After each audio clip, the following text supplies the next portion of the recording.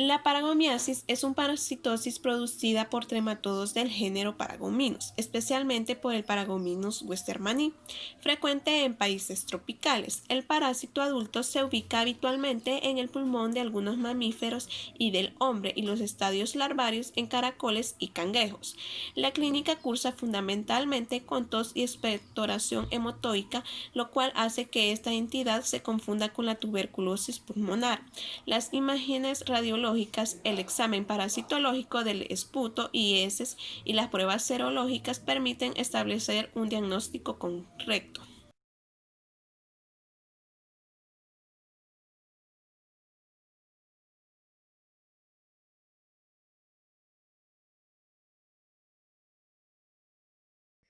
El Paragonimus es un tremátodo hermafrodita cuyo adulto tiene el aspecto de un grano de café y un tamaño aproximado de 5 a 15 milímetros por 5 a 8 milímetros de ancho. Existen más de 50 especies diferentes, pero solo algunas afectan a los seres humanos. Las especies más prevalentes en el Paragonimus westermani, localizada en Asia, India y África central y occidental, y el Paragonimus mexicanus es más frecuente en América. El ciclo vital del parásito comienza con la deposición de huevos del huésped sobre zonas de agua dulce, donde tras una semana germinan y se liberan los mirácidos que penetran en el interior de unos caracoles. Tras varios meses, entre 2 y 5, maduran a cercanías en los tejidos del caracol y son nuevamente liberados al agua dulce, penetrando en los cangrejos o bien siendo ingeridos los caracoles por los cangrejos de río y otros crustáceos, alojándose en su musculatura, en las agallas y en el hígado.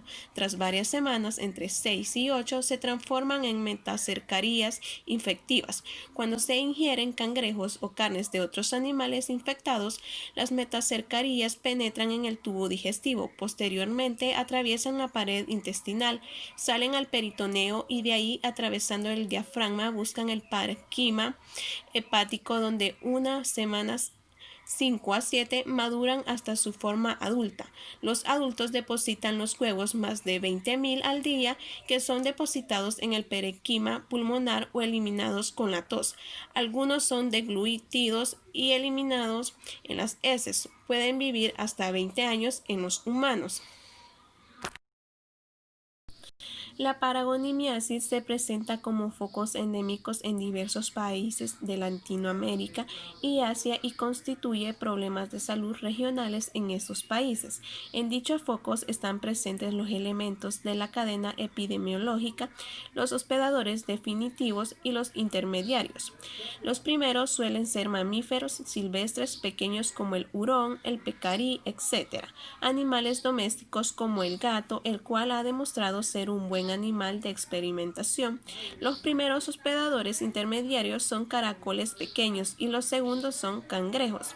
También se considera que los camarones pueden ser hospedadores intermediarios importantes. Los focos endémicos se localizan en determinadas regiones rurales y silvestres, todavía no bien conocidas.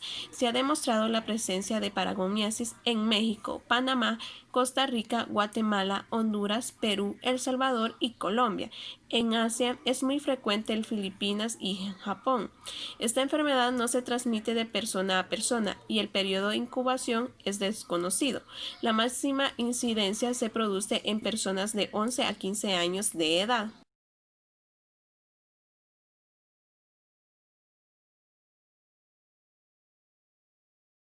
La infección se adquiere por el consumo de carne de cangrejo de río contaminadas con metacercarías del Paragonimus.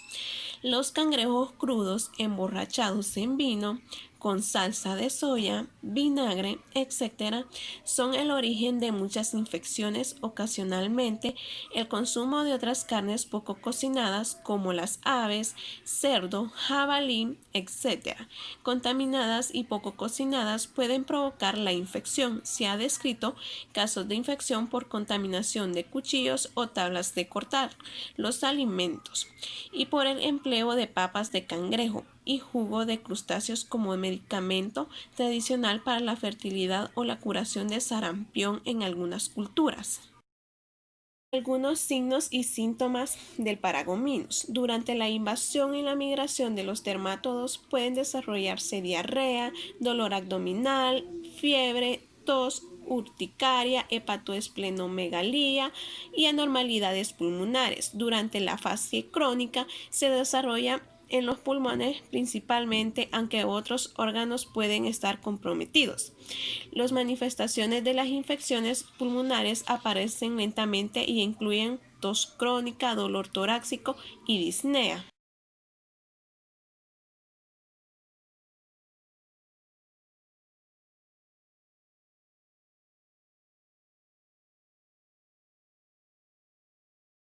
La mayoría de las infecciones son asintomáticas. Hay manifestaciones clínicas agudas en el momento de la infección y crónicas. Las formas agudas ocurren tras la infección en forma de malestar abdominal, incluso con síntomas de peritonismo debido al tránsito del parásito desde el tubo digestivo al peritoneo. También puede haber fiebre, una exantema cutáneo y manifestaciones alérgicas como eosinofilia. Las formas crónicas afectan principalmente al pulmón y en menor medida a otros tejidos como el sistema nervioso, el tejido celular subcutáneo, los músculos y otros órganos. Las manifestaciones pulmonares son las más frecuentes. Los pacientes suelen tener hipotisis de larga evolución con esputos rumburosos. El cuadro clínico suele confundirse con una tuberculosis, ya que pueden observarse también lesiones en el parénquima pulmonar en forma de lesiones cavitadas, bronquiectasias, infiltrados y engrosamientos y derrames pleurales. Es infrecuente que el paciente tenga fiebre u otras manifestaciones sistémicas. Las formas cerebrales son variadas e incluyen lesiones intracerebrales ocupantes de espacio, con edema perilesional y síntomas focales, meningitis eosinofílica o formas medulares en el TAD o en la RNM cerebral. Pueden haber lesiones quísticas con el edema perilesional, captación de contraste en anillo y calcificación. Las formas cutáneas son raras y se manifiestan con lesiones nodulares, subcutáneas, dolorosas y móviles, que plantean el diagnóstico diferencial con otras parasitosis.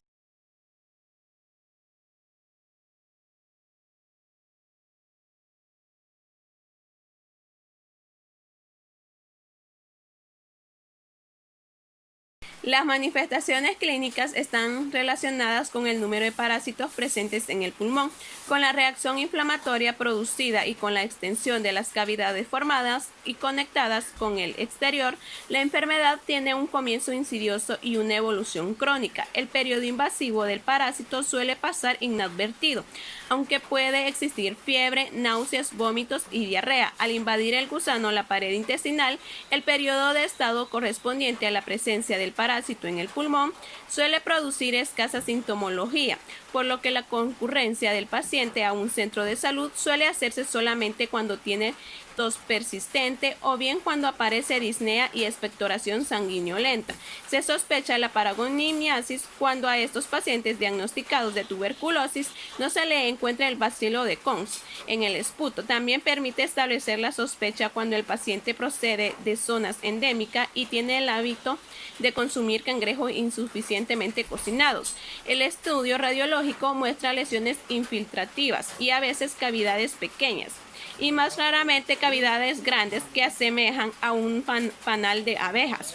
Estas lesiones se localizan más frecuentemente en las bases pulmonares o en el tercio medio, lo cual permite establecer algunas diferencias radiológicas con la tuberculosis pulmonar.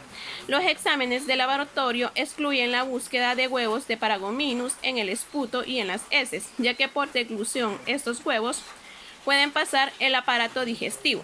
Es aconsejable que el esputo sea la colección de 24 horas y luego utilizar tanto el examen de heces como el de esputo. El método de sedimentación rápida, similar al empleado en el diagnóstico de fasciola hepática, la eosinofilia, es elevada y persistente.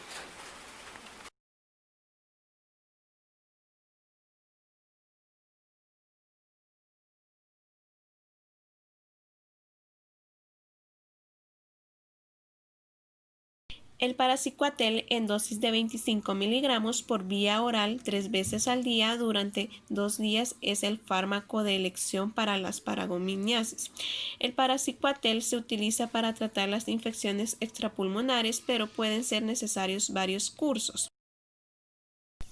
El triclavendazol es un tratamiento aceptable en áreas donde está disponible. La dosis es de 10 miligramos una vez postprandial o para las infecciones graves 2 dosis de 10 miligramos postprandiales cada 12 horas.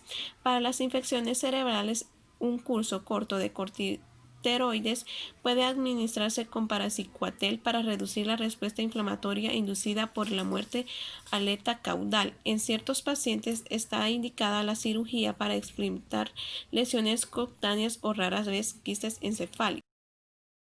Su prevención es evitar la ingestión de cangrejos de agua dulce crudos o mal cocidos. Cocinar los cangrejos a una temperatura de 55 grados más de 5 minutos. Alejar la fuente de los mariscos de los posibles contaminantes.